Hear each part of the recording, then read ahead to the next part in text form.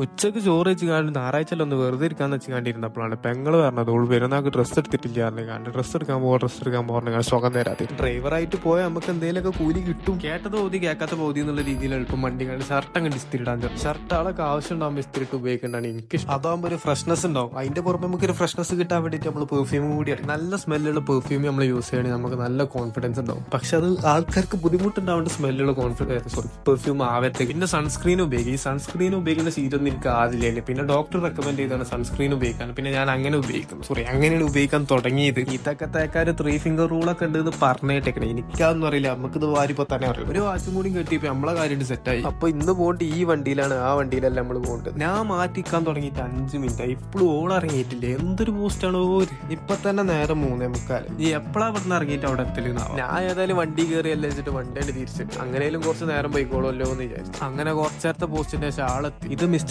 ലാലി ഓളെ കുട്ടിയാണ്. നമ്മളെ വീട്ടിലെ ഏറ്റവും ചെറിയ കുട്ടിയാണ്. ഇപ്പൊ ഞോനെ കളിപ്പിച്ചാൽ നേരെ നമുക്ക് പെട്ടെന്ന് പോകും. അങ്ങനെ ഒരു ചെറിയൊരു യാത്രക്കൊടുവിൽ നമ്മള് കടയിലെത്തി. ഓളാണെങ്കിൽ ഇവനെ ഇവിടെ ആക്കി കാണുന്ന ഓള് നേരെ കടയിൽ പോയിട്ടുണ്ട്. ഇപ്പൊ ഇന്റെ കാര്യമാകെ തീരുമാനം ഈ ചങ്ങായിട്ട് നോക്കിച്ചാൽ എന്നെ കൊണ്ട് പറ്റുന്ന മാതിരി കുറച്ചൊക്കെ എന്റർടൈൻമെന്റ് കൊടുത്തു കാരണം എങ്ങനെയൊക്കെയാ നേരം കഴിക്കുന്നുണ്ട്. പക്ഷെ ഓളൊക്കെ എത്ര ആയിട്ടൂടെ എത്തുന്നില്ല. അങ്ങനെ കുറച്ചെടുത്തൊരു കാത്തിരിപ്പിന്റെ ഇടയിൽ ഓൾ ഡ്രസ്സ് എടുത്ത് കണ്ട് എന്തോ ഭാഗത്തിന് അവിടെ നിന്ന് തന്നെ കിട്ടിയിരിക്കണം. വേറെ കടയിലേക്ക് പോകേണ്ട ആവശ്യമൊന്നും വന്നില്ല. ഇനിയിപ്പോ ഡ്രൈവർ കൂലി വാങ്ങാൻ പോവുകയാണ്. അതായത് കൂലിയായിട്ട് നമുക്ക് വേണ്ടി ചായയാണ് ഓഫർ ചെയ്തിട്ടുള്ളത്. അപ്പൊ ചായ അടിക്കാൻ പോവാണ്. ചായന്റെ ഒപ്പം നമുക്ക് കടിയായിട്ട് ഇതിന്റെ തുറക്കലപ്പ. ചായ എനിക്ക് ഉറക്കയില്ല, പക്ഷെ തുറക്കലപ്പ നല്ല രസം ഉണ്ടായിരുന്നു. ചായയുടെ കഴിഞ്ഞ് ഇനി നേരെ പെരയിക്കുക. അപ്പൊ ഇന്നത്ര തന്നെ ബാക്കി പിന്നെ